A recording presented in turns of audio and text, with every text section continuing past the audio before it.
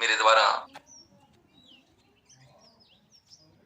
जिसमें अवसंभावी त्रुटियां हो सकती है। आइए इस कथा भाव को मैं कुछ इस तरह से रखना चाहूंगा। मानस में एक चौपाई आती है, गोस्वामी जी ने लिखा है, धन्य धन धन्य जनमु जगती तलतासु इतहि प्रमोदो चरित सुनि जाशु। यहां पर दशरथ जी को बड़ा प्रसन्नता हो रहा है। यदि हम सामान्य अर्थों में पहले कहें कि मुदित अवधपति सकल बधुन समेत निहारी, राजा दशरथ राम लक्ष्मण भरत शत्रुघ्न मां जानकी मांडवी उर्मिला सुतकृति चारों को देखते हैं, चारों को निहारते हैं, बड़े आनंदित होते हैं। और जनुपाय महपाल मणि क्रियन सहित फलचार, मानो उन्होंने चारों प्रकार के फल प्राप्त कर लिए। ऐसा एक सामान्य भाव इस दोहे का। लेकिन निवेदन करूं, पूज्यपाद गोस्वामी जी महाराज कहते हैं कि जन्म धन्य जन्म जगती तलतासु पिता ही प्रमोद चरित सुनि जासु। भाव क्या है, इसका आशय क्या है? वे पुत्र बड़े धन्य भाग होते हैं जिनके चरित्र को सुनकर, जिनके चरित्र को देखकर पिता को आनंद की अनुभूति होती, आनंद मिलता है।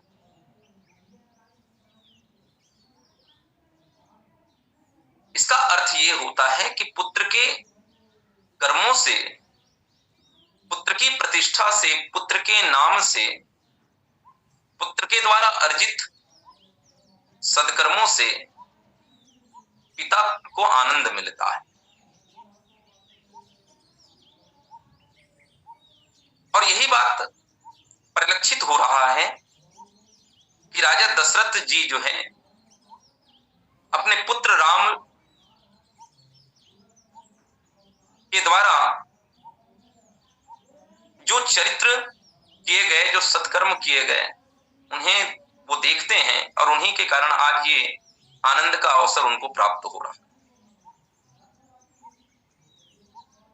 इस चौपाई को रखने का एक बहुत बड़ा कारण जो मुझे प्रतीत हो रहा है, इस चौपाई ने कितने लोगों के जीवन को एक नई दिशा दी, उनके जीवन में किस प्रकार परिवर्तन कर दिया। एक घटना जो सत्य घटना है, इस चौपाई ने किस प्रकार हम सबको एक प्रेरणा देती है। बेल्जियम जो देश है, उनमें एक बहुत प्रसिद्ध चर्च के फादर थे जिन्हें हम फादर कामिल बुल्के के नाम से जानते हैं। बहुत बड़े संत हुए हैं, बहुत बड़े उस समय चर्च में थे तो फादर थे, बहुत बड़े संत हुए थे। उनका नित्य का काम करता था, अपने अनुयायियों को उपदेशित करने का काम करते थे। एक दिन वे चर्च में अपने शिष्यों को, अपने अनुयायियों को, ईसाई धर्म के मानने वालों को उपदेशित कर रहे थे। और उपदेशित करते करते एक पुस्तक उनके हाथों में थी और उस पुस्तक में इस रामचरितमानस की इस चौपाई का भावार्थ अंग्रेजी में था। वो उपदेशित करते करते हुए इस चौपाई के भाव को उन्होंने अपने अनुयायियों के बीच रखा, और जब वो अनुयायियों के बीच रख रहे थे तो इस पंक्ति के जो भावार्थ थे वह उनके भीतर उतर गया। वो भाव उनको इतना अच्छा लगा और फिर उन्होंने तलाश करना शुरू किया कि ये भाव आया तो आया कहां से। जब खोजबीन प्रारंभ किए तो भाव ढूंढने के लिए, इस पंक्ति को ढूंढने के लिए कि इस भाव जो आया हुआ है, ये उपदेश जो आया हुआ है, उस पंक्ति का मूल आधार क्या है। तो पता करने पर उनको ज्ञात हुआ कि यह भारत में एक बहुत बड़े संत हुए हैं और जिन्होंने रामचरितमानस की रचना करी है, उन्हीं का यह पंक्ति का भाव है। उनके भीतर इतना वो गहरा उतर गया कि वो बेल्जियम को छोड़कर भारत आया। अब चूंकि वह भारतीय दर्शन से तो परिचित था नहीं, भारतीय भाषा से भी परिचित नहीं था, वह भारतीय भाषा से परिचित नहीं था, किंतु यह चौपाई की धन्य जन्म जगती तलतासु पिता ही प्रमोद चरित सुनि जासु, उसके भीतर इतना गहरा उतर गया था, इतना इस चौपाई से, इस लाइन से इतने प्रभावित थे कि उन्होंने हिंदी भाषा जानने के लिए बनारस विश्वविद्यालय में प्रवेश लिया और अपने अथक परिश्रम के फलस्वरूप वे हिंदी सीख गए।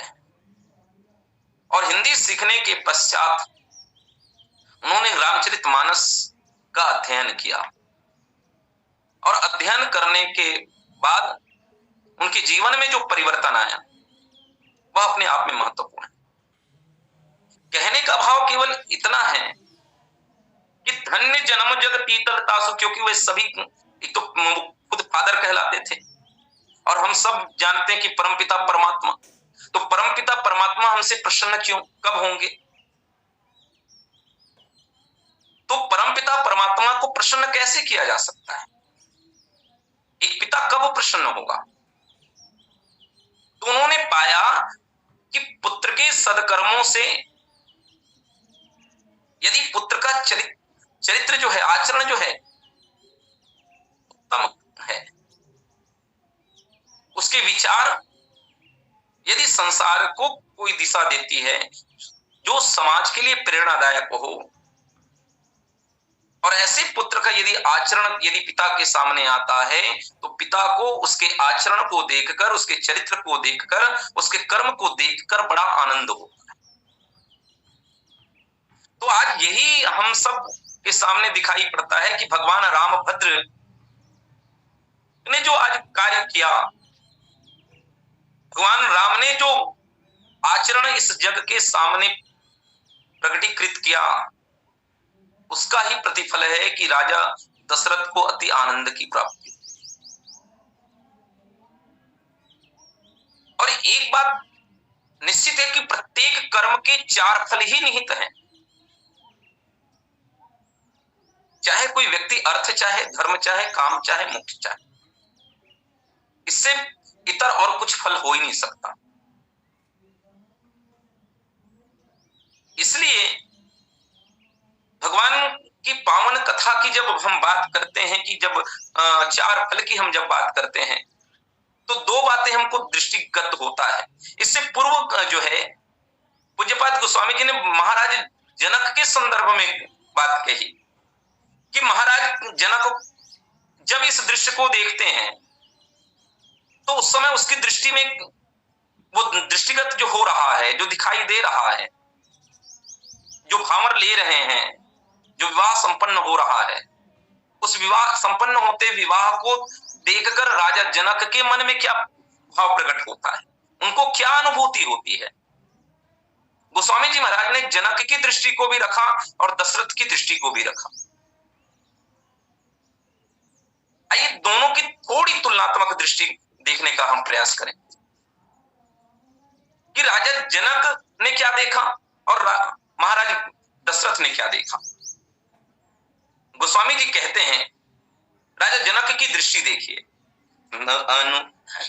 अनुरूप बर दुल्हिन परस्पर लखी सकुच ही हर सही, सब मुदित सुंदरता सराहई, सुमन सुरगन बरसहि, सुंदरी सुंदर बरन सह, सब एक मंडप राजहि, जनु जीव उर चारिव अवस्था विभुन सहित विराज। ये महाराज जनक की दृष्टि है। महाराज जनक ने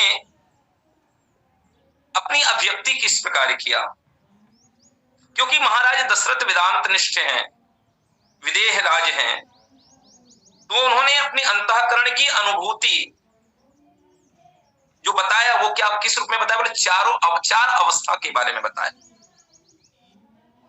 और उनके स्वामी से संबद्ध जो सर्वभौमिक है, जो सार तत्व है, जो सर्वथा स्वाभाविक है, उसका अनुभव करते हैं। किंतु राजा दशरथ, यदि हम इसको कहें कि पूर्ण रूप से सकामता के प्रतीक हैं, और सकामता के प्रतीक होने के नाते यदि राजा दशरथ ने ये भाव देखा कि मुदित अवधपति सकल सुत वधुन समेत निहारी जनु पाए महिपाल मणि प्रियन सहित फलचार,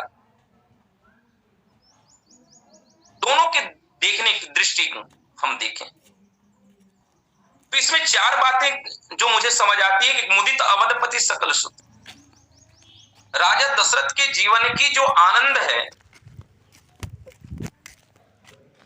दूसरा वधु देखकर उसके मन में वधुओं को निहारते हैं जब अपने पुत्र सहित, तीसरी वो क्या कि क्रिया सहित फल की प्राप्ति।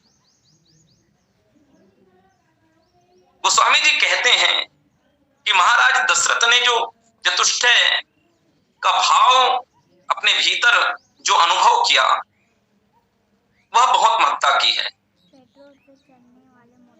अन्यथा हम देखते हैं कि राजा दशरथ के जीवन की यदि हम दर्शन करें तो राजा दशरथ के जीवन में जो मुदिता है, जो प्रसन्नता है, जो आनंद है, गोस्वामी जी ने जब वर्णन किया राजा दशरथ के जीवन दर्शन को बताया तो क्या कहा, जब उन्होंने राजा दशरथ की वंदना की तो उन्होंने कहा, वंदम अवध भुवाल सत्य प्रेम जहि राम पद बिछुरत दीन दयाल प्रिय तनु तृणैव परिहरिउ।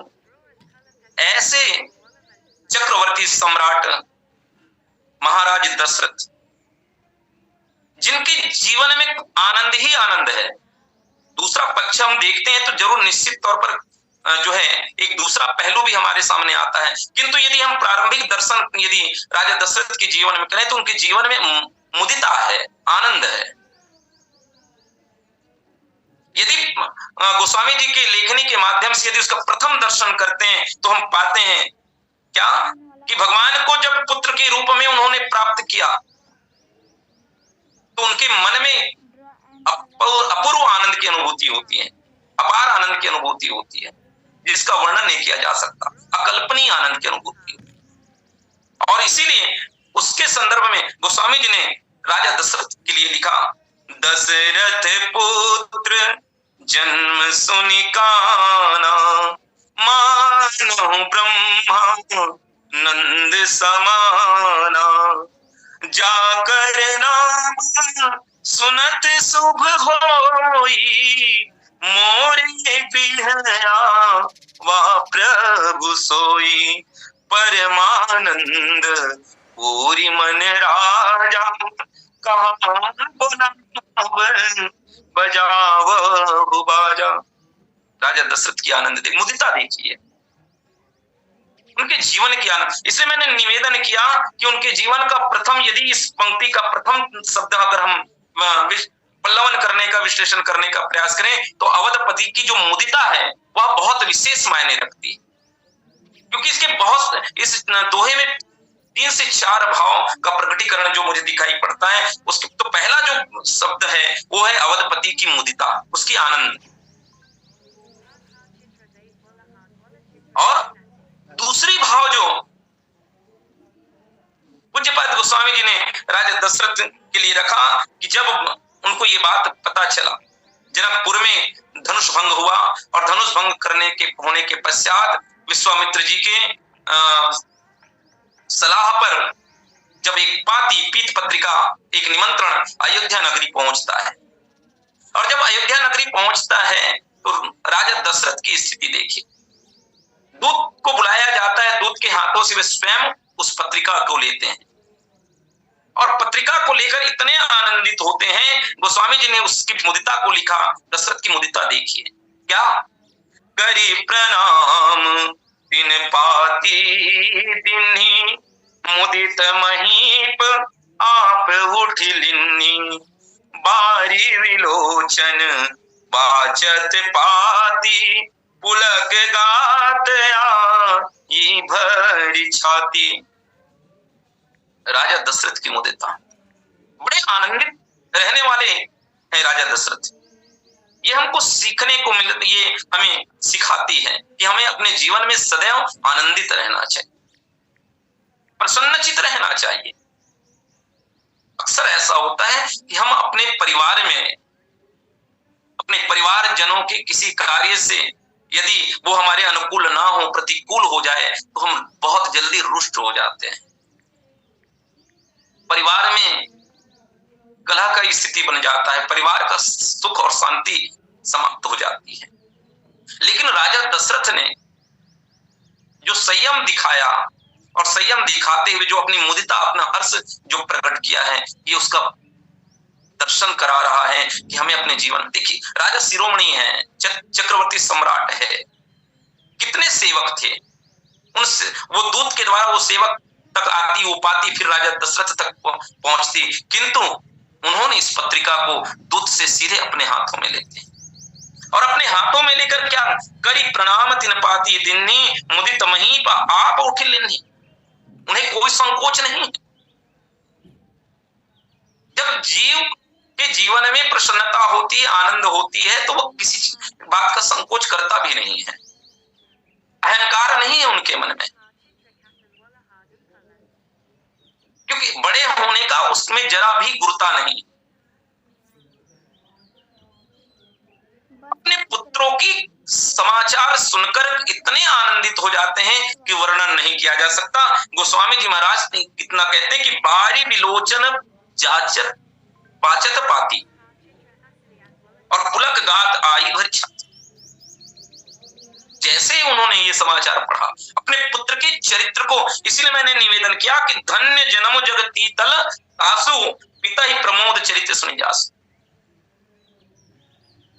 अपने पुत्र के चरित्र को, अपने पुत्र के आचरण को, अपने पुत्र के सदकर्म को देखकर एक पिता को जो आनंद होता है, उस आनंद को राजा दशरथ के माध्यम से हम अपने जीवन में अनुभूति कर सकते हैं। इसलिए क्योंकि हम सब जानते हैं व्यवहारिक जीवन में एक पिता को सर्वाधिक प्रसन्नता तब होती है जब पुत्र का इस समाज में, इस संसार में पद और मान होता है। पद और मान केवल पुत्र का नहीं होता, पुत्र के साथ साथ उसके पिता का होता है, उसके कुल का होता है। इसलिए पिता जो है अपने पुत्र के कर्मों से, अच्छे कर्मों से, सत्कर्मों से प्रसन्न होता है, आनंदित होता है। उससे बढ़कर उसके जीवन में और कोई प्रसन्नता हो नहीं सकती।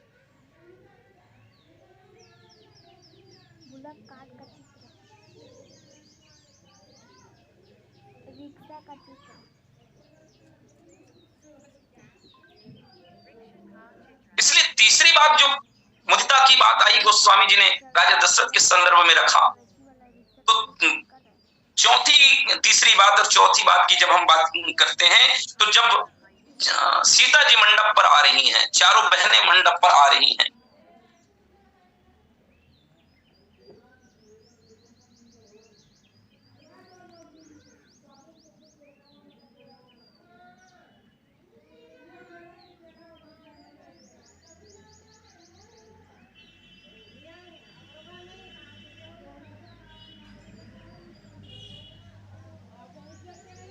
क्षमा चाह रहा हूं, थोड़ी दिक्कतें आ गई थी।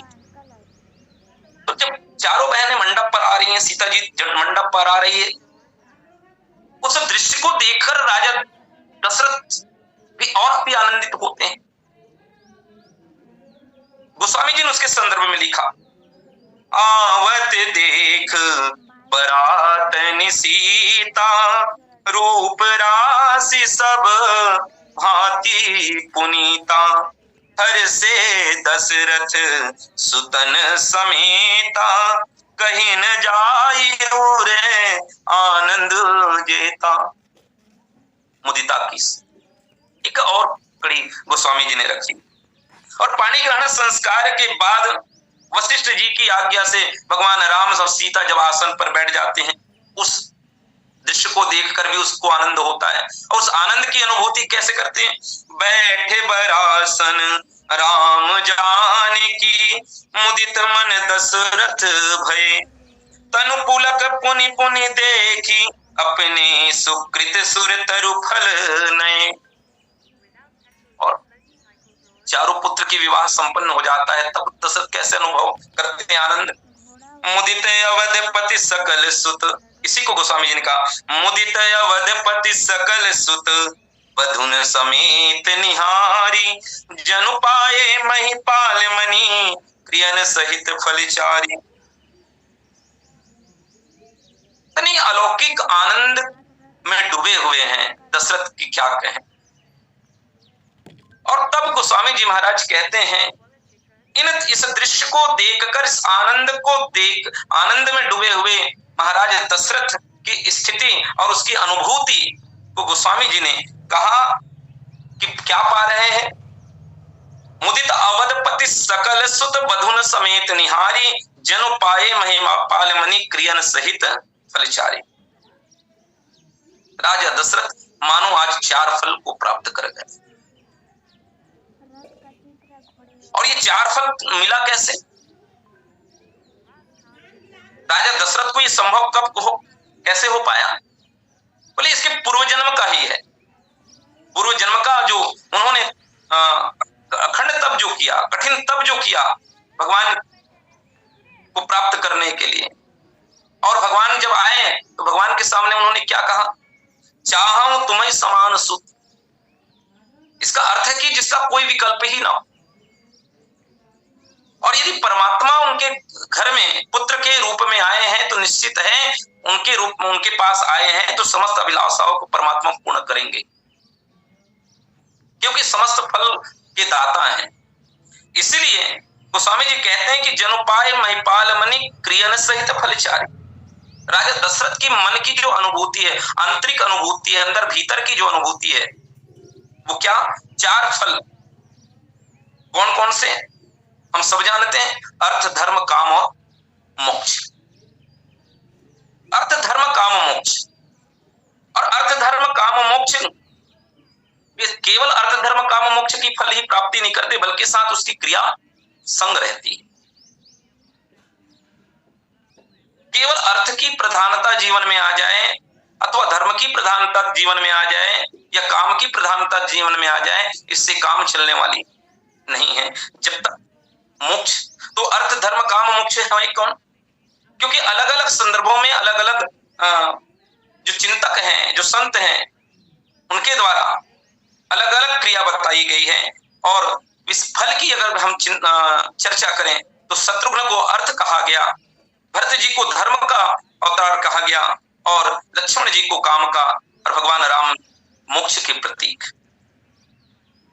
यदि अब हम इसकी चर्चा करें तो लक्ष्मण जी काम के प्रतीक हैं, और जिनकी क्रिया उर्मिला है, जिसे योग की क्रिया कहा गया है, जो सदैव भगवान के साथ चलने वाले हैं। काम जो है राम के साथ चलने वाले हैं। और काम के साथ यदि क्रिया भोग हो जाए तो यह जीवन नष्ट होने में देर नहीं लगेगी, यह नरकगामी हो जाए। क्योंकि लक्ष्मण जी काम के स्वरूप हैं, काम के प्रतीक हैं, तो उनकी क्रिया क्या है? भोग नहीं, वरन योग है, जो आत्मा और परमात्मा को मिलाने का काम करती है, जीव और ईश्वर के बीच सेतु का काम करता है। इसलिए लक्ष्मण जी को हम सब जानते हैं जीवाचार्य के रूप में। तो काम की क्रिया जो है योग होनी चाहिए, ना कि भोग, अर्थात जो परमात्मा से जोड़े। संसार से जोड़ने वाला काम जो वासना युक्त है वह निश्चित तौर पर नरकगामी है, पतन का कारण बनता है। इसीलिए गोस्वामी जी महाराज ने कहा कि जब काम के साथ योग क्रिया हो जाता है, योग का क्रिया हो जाता है, क्रिया जब जुड़ जाती है तो जीवन में क्या बोले, धर्मते विरति जोगते ज्ञान, धर्म आ जाता है। और फिर तो धर्मते विरति जोगते ज्ञान, ज्ञान मोक्ष प्रद वेद बखान। इसलिए योगात्मक जो काम है, जो लक्ष्मण सदैव राम के पीछे चलते हैं, राम के अनुगामी हैं, योगात्मक स्थिति तभी आएगी जब जोगते ज्ञान और ज्ञान मोक्ष प्रद वेद बखाना, ये यात्रा जो है राम का अनुसरण करें। कहने का भाव ये है कि हमारा जीवन जो है, हम सबसे पहले मानस पथिक बने, मानस की यात्रा।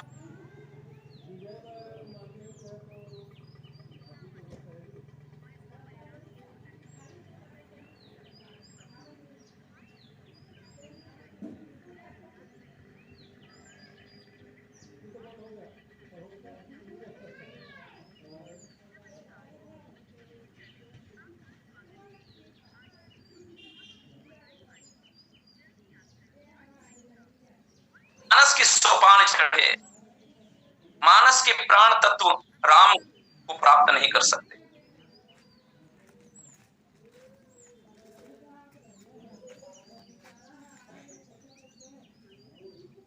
इसलिए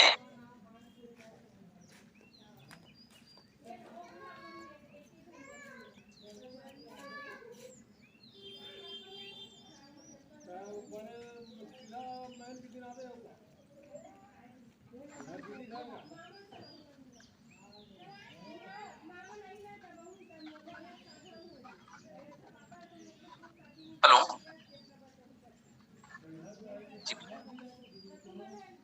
बात थोड़ी सी बार बार फोन आ रही है, इसलिए थोड़ी सी दिक्कत हो रही है।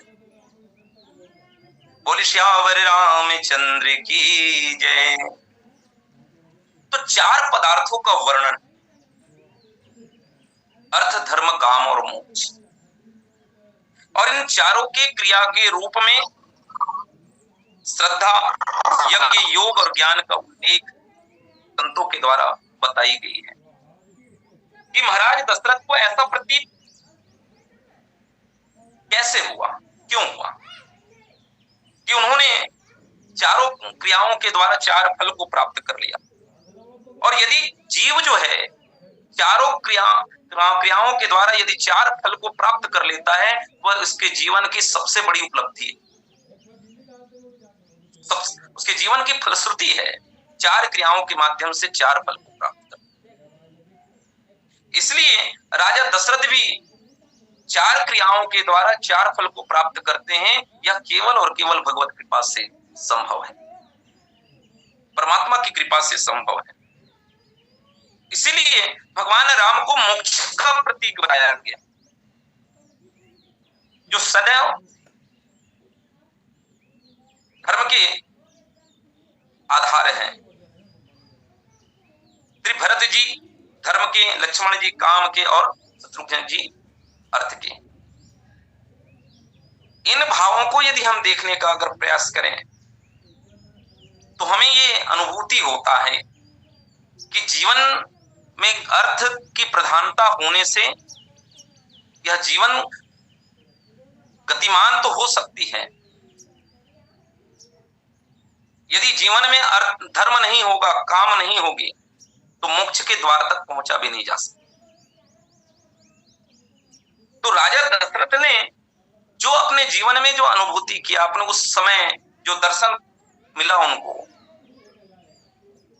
जो उन्होंने अपने मन में जो अनुभव किया, अनुभूति किया, जो महसूस किया, उसको गोस्वामी जी ने इन संदर्भों में प्रस्तुत किया।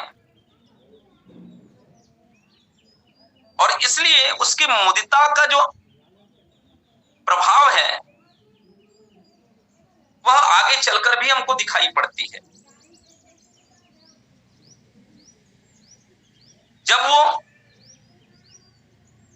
स्वामी जी ने कहा कि इतने लंबे समय तक परिवार में किस प्रकार का आचरण समय के अनुकूल या प्रतिकूल परिस्थितियों में जब अप्रभावी या प्रभावी हो जाता है, तो राजा दशरथ का यह जीवन दर्शन जो है हमको प्रेरित करता है। और इस दर्शन का एक उदाहरण गोस्वामी जी ने रखा कि निप सब भाति सबहि सन्मानी, कही मृदु वचन बोल रानी, वरु लरिकनी पर घर राखे उन्हें फलक किनाई। अपने घर में कर्म और क्रिया को किस प्रकार की व्यवस्था देनी है, किस प्रकार रखनी है, यह बात हम राजा दशरथ की जीवन दर्शन से देख सकते हैं। और इसलिए हम सबको इस राह पर, इस रास्ते पर चलने का प्रयास करना चाहिए, मानस पथिक बनकर मानस की यात्रा में।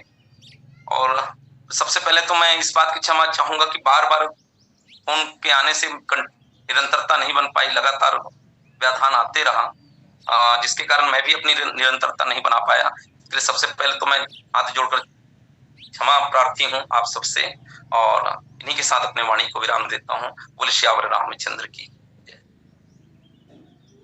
बोले श्यावर रामचंद्र भगवान की जय।